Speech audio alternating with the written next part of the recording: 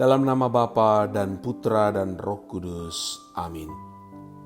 Allah Bapa pencipta manusia dan alam semesta, kami bersyukur kepadamu karena Engkau selalu bersabda kepada kami melalui kitab suci, alam semesta dan sesama kami. Utuslah Roh-Mu yang kudus kepada kami masing-masing, agar kami mau membuka diri kami untuk mendengarkan sabda-Mu dan merenungkannya. Semoga kami tidak hanya mendengarkan, tetapi juga mampu melaksanakannya dalam hidup kami sehari-hari, dengan pengantaraan Kristus Tuhan kami. Amin.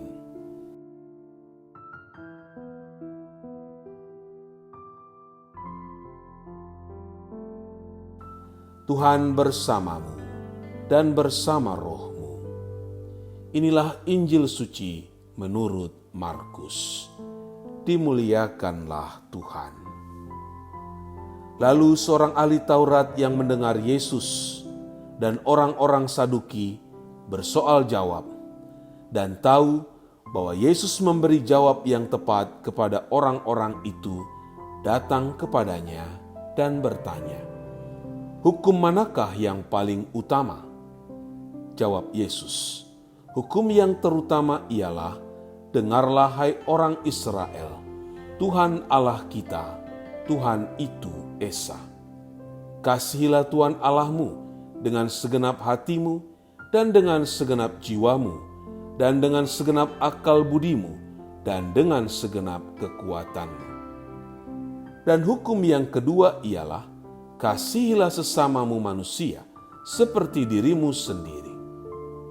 Tidak ada hukum lain yang lebih utama daripada kedua hukum itu." Lalu kata ahli Taurat itu kepada Yesus, "Tepat sekali Guru, benar katamu itu, bahwa Dia Esa dan bahwa tidak ada yang lain kecuali Dia. Memang mengasihi Dia dengan segenap hati dan dengan segenap pengertian dan dengan segenap kekuatan, dan juga mengasihi sesama manusia seperti diri sendiri adalah jauh lebih utama daripada semua korban bakaran dan korban sembelihan." Yesus melihat bagaimana bijaksananya jawab orang itu, dan Ia berkata kepadanya, "Engkau tidak jauh dari kerajaan Allah." Dan seorang pun tidak berani lagi menanyakan sesuatu kepada Yesus. Demikianlah sabda Tuhan. Terpujilah Kristus. Saudara-saudari terkasih, ada sekitar 613 hukum atau aturan di dalam Taurat yang diringkas oleh Tuhan Yesus menjadi dua hukum utama, yaitu: pertama, kasihilah Tuhan Allahmu dengan segenap hatimu dan dengan segenap jiwamu dan dengan segenap akal budimu dan dengan segenap kekuatanmu. Kedua, kasihilah sesamamu manusia seperti dirimu sendiri. Perintah Allah dalam kehidupan umat manusia ternyata tidak rumit, sederhana, namun mendalam dan relevan. Namun mengapa dua hukum Allah tersebut gagal dipraktikkan sehingga dalam praktik hidup terjadi penyimpangan? Dia bertanya, hukum manakah yang paling utama? Yang dia maksudkan bukan yang pertama dalam hal urutan, tetapi yang pertama dalam hal bobot dan keagungan. Dengan kata lain, maksudnya adalah perintah manakah yang benar-benar harus kita perhatikan secara khusus, yang harus kita patuhi, supaya dengan mematuhinya kita bisa dimampukan untuk mematuhi semua perintah yang lainnya. Ini tidak berarti bahwa ada perintah Allah yang kecil. Tidak. Semua perintah itu berasal dari Allah yang Maha Besar. Hanya saja beberapa perintah lebih besar sifatnya daripada yang lain. Misalnya, peraturan moral lebih utama daripada ritual atau upacara keagamaan. Jawaban Yesus ini mendapat pengakuan dari seorang ahli Taurat yang sangat menghormati dia dengan memperhatikan jawaban yang diberikannya kepada orang Saduki. Dia mengakui bahwa jawaban Kristus itu sangat tepat dan sesuai dengan tujuan pertanyaannya. Dengan demikian, kita punya alasan untuk berharap bahwa dia tidak turut bergabung dengan ahli-ahli Taurat lain untuk menganiaya Kristus. Karena tampak di sini bahwa ia sungguh ingin belajar pada Kristus dan tidak mencobai dia, melainkan ingin mengenal dia lebih jauh. Hukum yang pertama ialah mengasihi Allah dengan segenap hati, segenap jiwa, dan akal budi. Mengasihi Allah dengan segenap hati akan membebaskan kita dari dan mempersenjatai kita untuk melawan semua hal yang bersaingan dengannya untuk bertahta dalam jiwa kita. Mengasihi Allah juga akan membuat kita melakukan segala hal yang melaluinya ia akan dimuliakan dan disenangkan. Tidak ada perintah yang menimbulkan kesengsaraan bila prinsip kasih ini menguasai perintah itu. Dan di atas prinsip kasih ini tidak ada perintah yang lain lagi. Dalam Injil Markus ini, penebus kita mendahului perintah ini dengan kebenaran ajaran yang sangat penting dan besar, yang di atasnya perintah kasih tadi dibangun, yaitu, dengarlah hai orang Israel, Tuhan Allah kita, Tuhan itu Esa. Jika kita percayakan kebenaran ini dengan teguh, maka ini akan membuka jalan selanjutnya bagi kita untuk mengasihi Dia dengan segenap hati kita. Dialah Yahweh yang memiliki semua kesempurnaan yang baik dalam dirinya. Dialah Allah kita yang dengannya kita bersekutu dan kepadanya kita bertanggung jawab. Oleh karena itu, sepatutnya lah kita mengasihi Dia, memberikan kasih sayang kita kepadanya, mengarahkan keinginan kita kepadanya, bersukacita di dalam Dia. Allah itu Esa. Karena itu, Dia harus dikasihi dengan segenap hati. Hanya Dia yang mempunyai hak sepenuhnya atas kita. Dan karena itu, sudah selayaknya lah Dia memiliki kita sepenuhnya.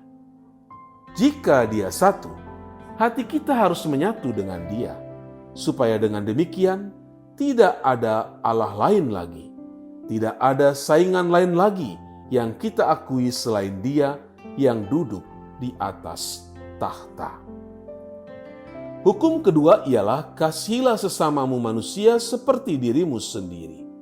Seperti kita mengasihi diri kita sendiri dengan tulus dan sungguh-sungguh.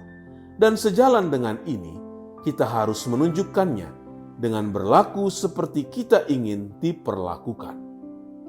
Seperti halnya, kita harus mengasihi Allah lebih dari diri kita sendiri.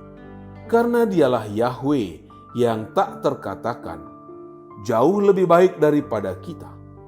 Dan kita harus mengasihi Dia dengan segenap hati. Karena Dia Allah yang Esa, dan tidak ada lain yang seperti Dia. Demikian pula kita harus mengasihi sesama kita seperti diri kita sendiri. Karena mereka mempunyai sifat keberadaan yang sama seperti kita. Karena hati kita mempunyai bentuk yang sama. Karena sesamaku dan aku berasal dari satu tubuh, satu kumpulan, yaitu dari dunia umat manusia. Dan kewajiban mengasihi ini akan lebih kuat lagi jika sesama kita itu adalah seorang saudara Kristen yang berasal dari kumpulan kudus yang sama. Bukankah satu Allah menciptakan kita? Bukankah satu Kristus yang menyelamatkan kita? Karena itulah Kristus sampai bisa menyatakan ini. Tidak ada hukum yang lebih utama daripada kedua hukum ini.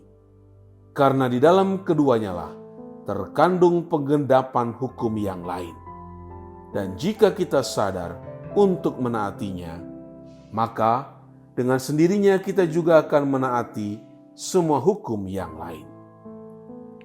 Saudara-saudari terkasih, ada beberapa tipe kegagalan manusia dalam hal mengasihi Allah dan sesama.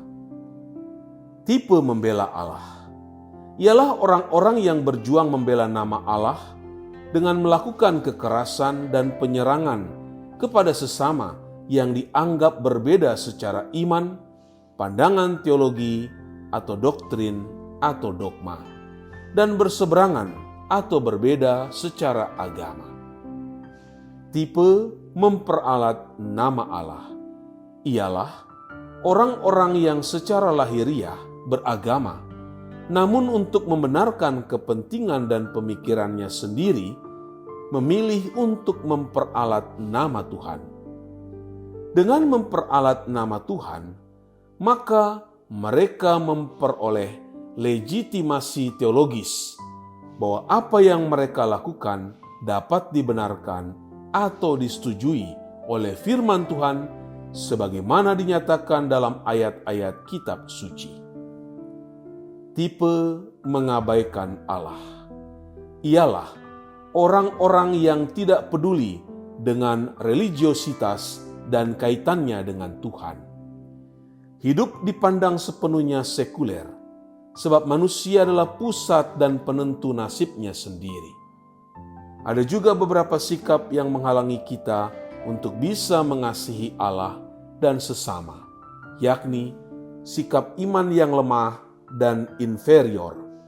Kita menuntut Allah dan tidak percaya akan penyelenggaraan ilahi Tuhan. Sikap defensif mendorong seseorang untuk bersikap curiga, sensitif, dan agresif. Sikap munafik yang manipulatif sehingga mencari pembenaran untuk hal-hal yang tidak benar. Sikap sombong dengan mengandalkan kepada kekuatan insani yang fana dan terbatas. Umat Tuhan yang terkasih, bagaimana wujud konkret mengasihi Allah dan sesama manusia yang benar? Wujud konkret mengasihi Allah dan sesama manusia yang sempurna dapat kita lihat dalam kehidupan dan karya Kristus. Contoh dan teladan kasih kepada Allah dan sesama adalah diri Kristus sendiri. Ia adalah teladan yang sempurna. Kristus sungguh-sungguh Allah dan sungguh-sungguh manusia. Karena itu wujud kasih kepada Allah dan sesama dalam iman Kristen bukan suatu imajinasi, harapan, dan cita-cita untuk manusia. Kasih kepada Allah dan sesama manusia juga bukanlah suatu kemustahilan, tetapi sesuatu yang nyata. Sebab di dalam Kristus, Ia membuktikan bagaimana Ia mengasihi Bapa dengan taat sampai mati, dengan menyerahkan nyawanya. Dalam kodratnya selaku manusia, Kristus mengasihi setiap orang dengan peduli akan persoalan, sakit, dan penderitaannya. Yesus menyembuhkan orang-orang sakit, memberi makan kepada mereka yang lapar, menyelamatkan dari bahaya, dan membangkitkan yang mati, serta memberi penghiburan kepada orang-orang yang berduka. Jadi, makna mengasihi Allah dan sesama manusia adalah spiritualitas yang selalu mengulurkan tangan untuk mempersembahkan, memberi, dan menyerahkan hidup dengan kasih yang tanpa syarat. Karena itu, tindakan mengasihi Allah dan sesama manusia hanyalah mungkin apabila kita berhasil mengalahkan dan mematikan semua bentuk hawa nafsu dan keinginan duniawi dalam anugerah penebusan Kristus. Lalu, dengan pertolongan Roh Kudus, hati kita dimurnikan sehingga dimampukan untuk memuliakan dan menyembah Allah, serta memperlakukan sesama seperti kita memperlakukan diri sendiri atau memperlakukan sesama kita seperti Yesus telah memperlakukan kita. Yesus sangat mengasihi dan mencintai kita, mengampuni segala dosa dan kelemahan kita, memberikan hidupnya untuk kita, sehingga kita bisa hidup hingga detik ini. Semoga kita juga semakin serupa dalam hal perkataan dan tindakan dengan Tuhan kita Yesus Kristus, sehingga semakin banyak orang yang mengalami sukacita, merasakan kasih dan cinta, mengalami damai dan keadilan, dan terakhir, kelak mencicipi kehidupan kekal bersama Allah di surga, yang merupakan tujuan akhir dan final dari segala usaha dan perjuangan kita di dunia ini.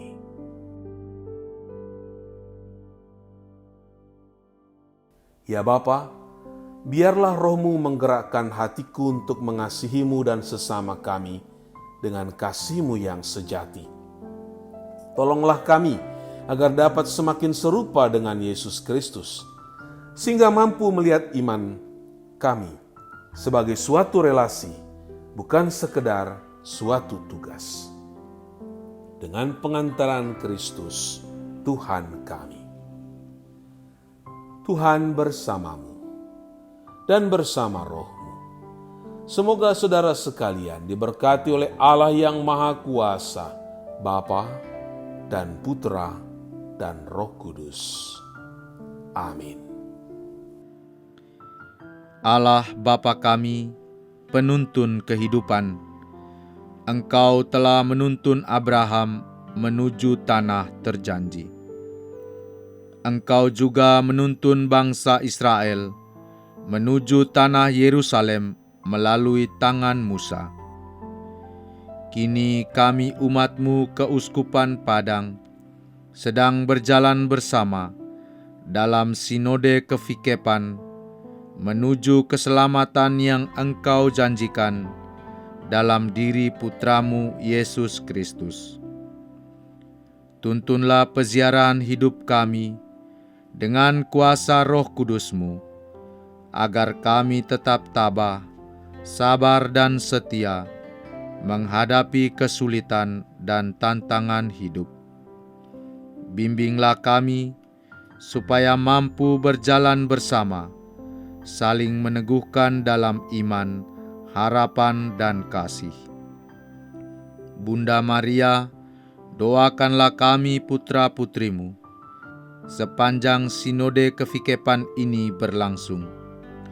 Ya Bapa, Engkau kami sembah dan muliakan, kini dan sepanjang masa. Amin.